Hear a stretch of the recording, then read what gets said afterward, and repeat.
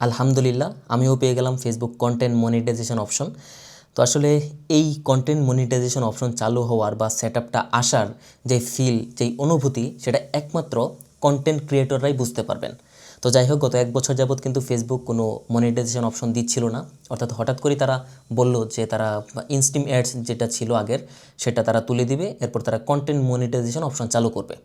তো যাই হোক, তারা 2025 সাল থেকে দেওয়ার কথা ছিল এটা, কিন্তু 25 সালের 2-3 মাস চলে যাওয়ার পর থেকে তারা এটা মোটামুটি শুরু করেছে। তো যারা ফেসবুকের উপর নির্ভর করতে চান ইনকাম সোর্স হিসাবে, সেক্ষেত্রে আপনাদেরকে আমি বলবো, ভাই ফেসবুকের উপর কোনোভাবেই আপনারা নির্ভরশীল হয়েন না, তাহলে শুধু দুঃখই পাবেন। কারণ ফেসবুকে অল টাইম আপডেট চলে, কোনো না কোনো সমস্যা অল টাইম থাকে। আপনি যদি কন্টেন্ট ক্রিয়েটর হতেই চান, কন্টেন্ট ক্রিয়েট করতেই চান, সেক্ষেত্রে আপনি ইউটিউবকে বেছে নিতে পারেন। কারণ ফেসবুকের কোনো নির্দিষ্ট রুলস নাই, কখন কি হয় এটার কোনো ঠিক ঠিকানা নাই। যদি আপনি ইউটিউব নিয়ে কাজ করেন, সেক্ষেত্রে আপনি সফল হতে পারবেন, এটা আমি মনে করি, কারণ আমি ইউটিউব নিয়েও কাজ করেছি।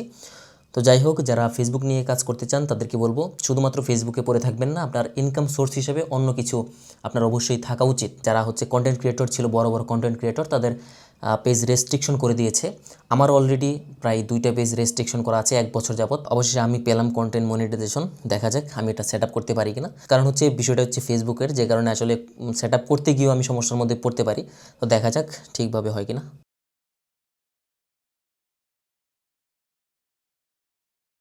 আলহামদুলিল্লাহ আমি খুব সুন্দরভাবে কোনো ঝামেলা ছাড়াই এটা সেট আপ করতে পেরেছি।